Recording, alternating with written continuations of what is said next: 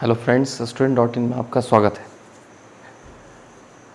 जैसे कि last lecture में मैंने आपसे डिस्कस किया था कि हम लोग एक डेडिकेटेड सीरीज़ लेकर आ रहे हैं और उस क्रम में मैंने आपको सिलेबस डिस्कस किया था लास्ट लेक्चर में। तो आज हम लोगों का पहला लेक्चर मैं लेकर आया हूँ नंबर सिस्टम के ऊपर, और नंबर सिस्टम के बारे में आज हम कुछ अच्छी डेफिनेशंस डिस्कस करने वाले हैं। ये डेफिनेशंस जानना आपके लिए बहुत ज़्यादा ज़रूरी है, क्योंकि इसी के साथ साथ आपका जो फाउंडेशन है वो बनना स्टार्ट होगा। तो आप बहुत अच्छे से सुनते जाइए और उनको अपने दिमाग में भी साथ साथ फिट करते जाइए, ठीक है। डेफिनेशन हम स्टार्ट करते हैं। सबसे पहले बात करते हैं कि नेचुरल नंबर में हम पहले नंबर के सारे वैरायटीज़ को बात करेंगे। तो नंबर सिस्टम में जो वैरायटी स्टार्ट होती है वो होती है प्राकृतिक संख्याओं से, मतलब नेचुरल नंबर से। अब ये नेचुरल नंबर क्या है? नेचुरल नंबर वो नंबर है जिसको हम गणना करने के लिए यूज़ कर रहे हैं। कोई भी आप प्रैक्टिकल सिचुएशन ले लीजिए, रियल टाइम सिचुएशन। भैया 2 किलो आम दे देना, 5 किलो ये दे देना, 5 kg दिस, 2 kg दिस। हम लोग ऐसे ही बात करते हैं ना। आप क्वांटिटी कैसे बताओगे कि मुझे कितना चाहिए, हाउ मच? तो हम लोग नेचुरल नंबर वहाँ पर यूज़ कर रहे हैं। नेचुरल नंबर 1 से स्टार्ट होता है, 1 से चलते जाइए इन्फिनिटी तक। अब नेचुरल नंबर के बाद में आता है पूर्ण संख्याएं, मतलब होल नंबर। होल नंबर में हमने बस क्या किया, ज़ीरो इंक्लूड कर दिया। ज़ीरो यहाँ पर क्यों नहीं है नेचुरल नंबर में? क्योंकि ज़ीरो का खुद का सिग्निफिकेंस ही है कुछ नहीं। Zero is what? Zero means nothing. भैया मुझे कुछ भी आम मत देना, this doesn't make any sense, है ना। लेकिन अब ज़ीरो का अपना भी सिग्निफिकेंस है, तो उसको हम नेचुरल नंबर, मतलब अब ऐसी प्रैक्टिकल सिचुएशन में जहाँ पर हम लोग डेली डील कर रहे हैं, वहाँ पर ज़ीरो को लेकर के तो बात नहीं कर रहे हैं। तो हमने कहा कि ये नंबर को कहाँ डालें, तो ये हमारे होल नंबर में आया। समझ गया बात को? इसके बाद आता है पूर्णांक संख्या, मतलब इंटीजर।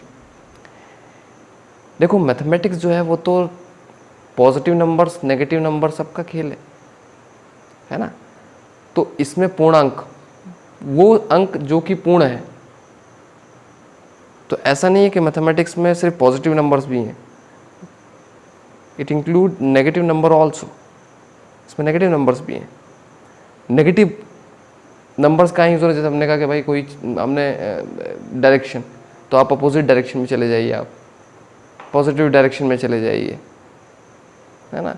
अब हमने कहा कि आप यहाँ से राइट को जाइए, और फिर मैंने कहा नहीं राइट को जहाँ पर खड़े हैं वहाँ से लेफ़्ट को जाइए।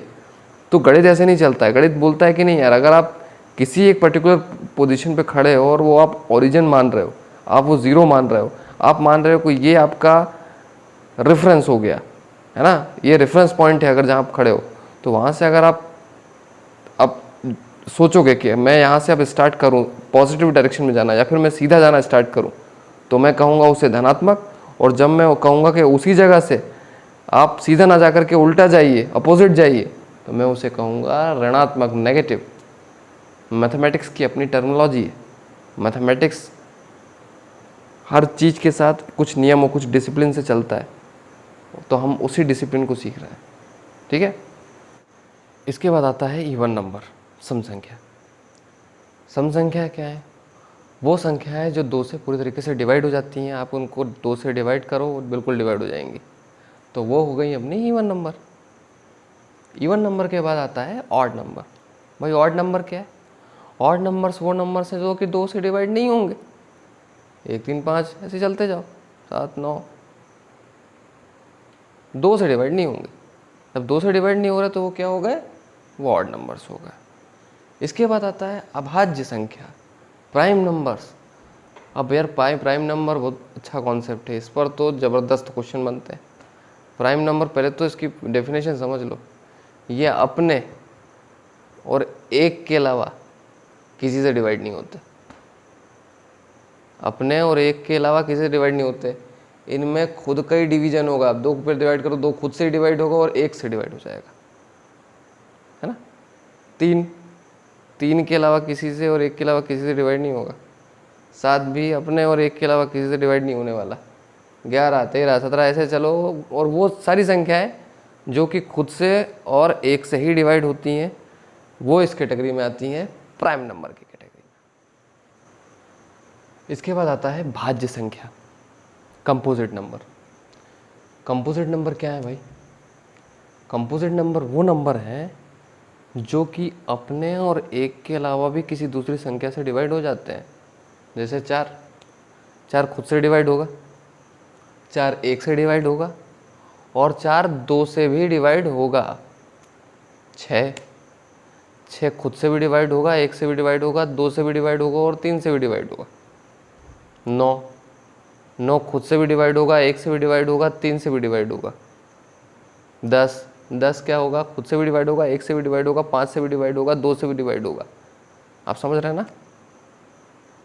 तो भाज्य संख्या मतलब ये भाज्य संख्याएं हैं, ये खुद से भी डिवाइड हो जाते हैं, 1 से तो हो ही रहे हैं, और उसके अलावा भी दूसरी भी कुछ संख्या होगी उससे भी डिवाइड हो जाते हैं। ये हमारे कंपोजिट नंबर कहलाते हैं। इसके बाद आता है परिमेय संख्या, रैशनल नंबर। देखो कोई भी नंबर जिसको अपन p/q के फॉर्म में लिख सकते हैं वो रैशनल नंबर है। p/q के फॉर्म में जैसे कि 2/5, 2/5 डिवाइड करोगे कितना आएगा भाई? ये आएगा 0.4, है ना। और डेसिमल्स की बात भी हम करेंगे, 0.4 का आएगा 2/5। 1/5 कितना हो जाएगा? 0.2। 3/4 कितना हो जाएगा? 0.75, है ना। तो कुल मिलाकर के बात ये कि हमने 0.4 को 2/5 के फॉर्म में लिख दिया है, या 1/5 के a/b फॉर्म में आ जाएगी अगर कोई भी चीज़, तो वो हमारा परिमेय संख्या, रैशनल नंबर कहलाएगा कि हम उसे रैशनल लिख सकते हैं। कई जगह पर 0.2 जैसे हमें दिखेगा, 0.2 को हम लोग क्या करेंगे, वो डेसिमल्स को हटाएंगे, नीचे 1 डालेंगे और पॉइंट का जितनी डिजिट है उतना नीचे 0 लगा देते हैं। तो 2/10, तो 2/10 को आप काटोगे, 2 कम 2, 2 पंजे 10, मतलब 0.2 को आप क्या करोगे, 2/10, तो ये काटोगे तो आएगा 1/5। तो a/b के फॉर्म में या p/q के फॉर्म में, p/q के फॉर्म में लिख सकते हैं। लेकिन ये याद रखना है कि कोई भी चीज़ जहाँ पर q 0 है वो परिमेय संख्या नहीं, क्यों? क्योंकि ये टर्मिनोलॉजी इन्फिनिटी बन जाएगी। अगर नीचे 0 आ गया तो any number divide by 0 is infinity. And what is infinity? Infinity is a natural number, ठीक है। तो ये हो गया परिमेय संख्या, रैशनल नंबर। इसके बाद आता है अपरिमेय संख्या, इर्रेशनल नंबर। इसको हम, आप √2 को तोड़ोगे तो 1.414 ऐसा चलता जाएगा, 414 414 ऐसे चलता जाएगा। तो ये क्या हो गया भैया? ये √2 जो है वो कहीं ख़त्म नहीं हो रहा, उसको डिवाइड में आप करते जाओ, चलता जाएगा, इन्फिनिटी है वो। पाई की वैल्यू इन्फिनिटी है, ख़त्म नहीं हो रही, चलती जा रही, चलती जा रही, चलती जा रही। तो ये कभी भी आप डिवाइड करके किसी p/q के फॉर्म में नहीं ला पाओगे, क्योंकि वो बढ़ती जाएगी, बढ़ती जाएगी, बढ़ती जाएगी, कहीं एंड नहीं हो रही, p/q के फॉर्म में नहीं आ पाएगी। तो इसे हम कहते हैं इरेशनल नंबर। आ गया आपको समझ में?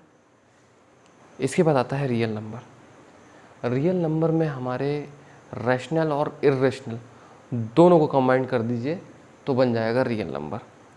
रैशनल नंबर में हमारे सारे इंटीजर्स आ रहे हैं। देखिए हमने क्या देखा था कि -3 सारी पूर्णांक संख्या रैशनल में आ जाती हैं। -3/1 क्या हो गया भाई?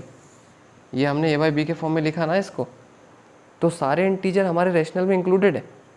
अब हम बात करते हैं इर्रेशनल की। तो इर्रेशनल में हमने ये बताया था कि 1.41414141 चलती जा रही है, उसको a/b के फॉर्म में लिख नहीं पा रहे, पाई की वैल्यू चलती जा रही है, लिख नहीं पा रहे। लेकिन अगर दोनों को कंबाइन कर दिया जाए, मतलब कि परिमेय और अपरिमेय, जिनको a/b के फॉर्म में लिखा जा सकता है और जिनको a/b के फॉर्म में नहीं लिखा जा सकता है। a/b के फॉर्म में किसको किसको लिखा जा सकता है भैया? 0 है तो 0/1 को भी हम a/b के फॉर्म में लिख पा रहे हैं। आप समझिए बात को, भले वो 0 हो जाएगा। 2/1, 3/4 तो है ही, 4 है तो 4/1 ये भी लिख पा रहे हैं। मतलब कि सारी धनात्मक संख्याएं और -3 भी मानकर चलिए, -3/1, तो धनात्मक ऋणात्मक जीरो इंक्लूड करके, मतलब ये सारे इंटीजर ले लिए हमने। तो इंटीजर हमारे किस में काउंट हो रहे हैं, किस में काउंट हो रहे हैं इंटीजर हमारे? इंटीजर हमारे काउंट हो रहे हैं रैशनल नंबर में। पर अगर मैं कहूँ कि 3/4 इज नॉट एन इंटीजर, ये पूर्ण संख्या नहीं है, ठीक है, ये पूर्ण संख्या नहीं है, तो 3/4 को हम स्पेशली कैटेगरी में डालेंगे कि ये रैशनल नंबर है।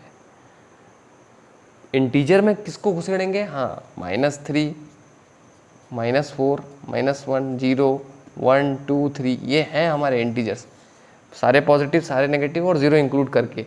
इनमें और इसमें क्या अंतर है? ये भले ही हम रैशनल बोल रहे हैं कि ये रैशनल नंबर हैं, पर इस फॉर्म में दे करके ये अपने आप में पूर्ण हैं। आप समझिए बात को, ठीक है, कहने को रैशनल हैं ये, पर 3/4 को हम इंटीजर नहीं ले सकते। ये भी रैशनल कहे जाएंगे, पर ये रैशनल कहा जाएगा, पर ये इंटीजर नहीं कहा जाएगा, ये पूर्णांक संख्या नहीं कहा जाएगा। एक पूर्णांक संख्या रैशनल कही जाएगी, परिमेय संख्या कही जाएगी, लेकिन एक रैशनल नंबर परिमेय संख्या इंटीजर नहीं कही जाएगी, पूर्णांक नहीं कही जाएगी। ये बेसिक डिफरेंस आप लोग याद रखिएगा। तो जब हम सब इंक्लूड कर देते हैं रैशनल नंबर भी, तो रैशनल नंबर में हमारे ऑलरेडी कौन आ जाते हैं? पूर्णांक संख्या, इंटीजर आ जाते हैं, और रैशनल जो खुद हैं वो तो हैं ही।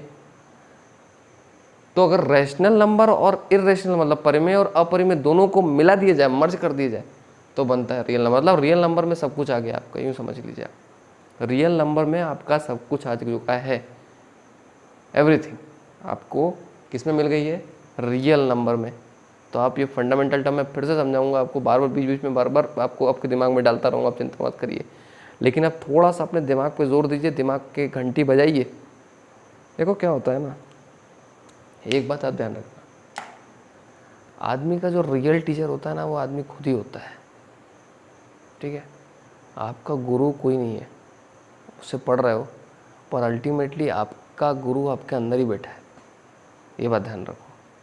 मैं इतनी बातें बता रहा हूँ, ठीक है, कुछ बातें, लेकिन इन बातों के परे भी आप सोच पाओगे अगर आप अपने आप को सही डायरेक्शन में लगा दो, अगर आपको फोकस्ड कर दो, तो मे बी कि आप बहुत बियॉन्ड चले जाओ। तो आपको इस समझने के लिए पूरा फोकस करना होगा, आपको खुद को ही समझना होगा कि मैं खुद ही समझ सकता हूँ, मैं किसी के भरोसे नहीं रहूँगा, ये मुझे सिर्फ गाइड कर रहे हैं, चलना मेरे को है, रास्ता मेरे को ही पार करना होगा।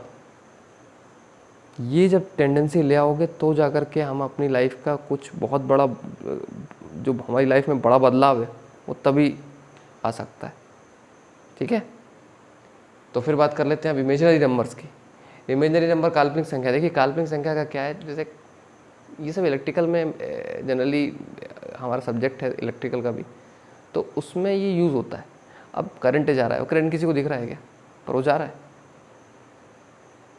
है ना, करंट फ्लो कर रहा है, दिखाई नहीं दे रहा, कुछ पता नहीं चल रहा कहाँ जा रहा है, कहाँ से आ रहा है, पर है वो छुपा हुआ है, वायर के बीच में छुपा हुआ चल रहा है, कहीं से कहीं गया, कुछ हुआ, फैन घूमा, है ना, जनरेटर स्टार्ट हो गया, सब क्या है।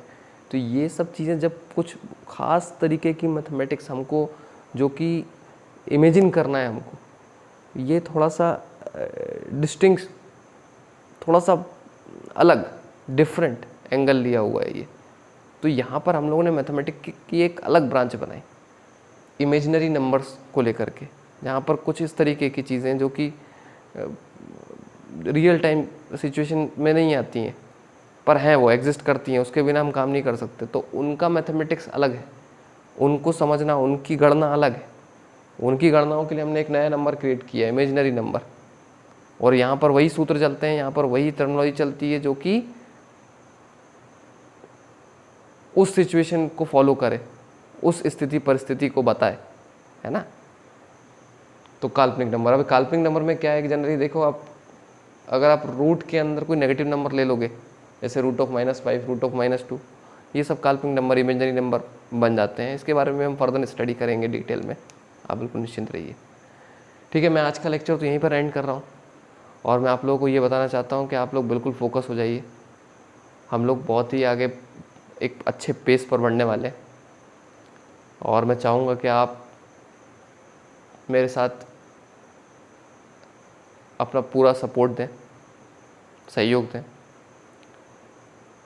और फोकस रहे, अटेंशन अपना बिल्कुल टूटने ना दें। तो आज के लिए यहीं पर मैं ख़त्म करता हूँ। धन्यवाद।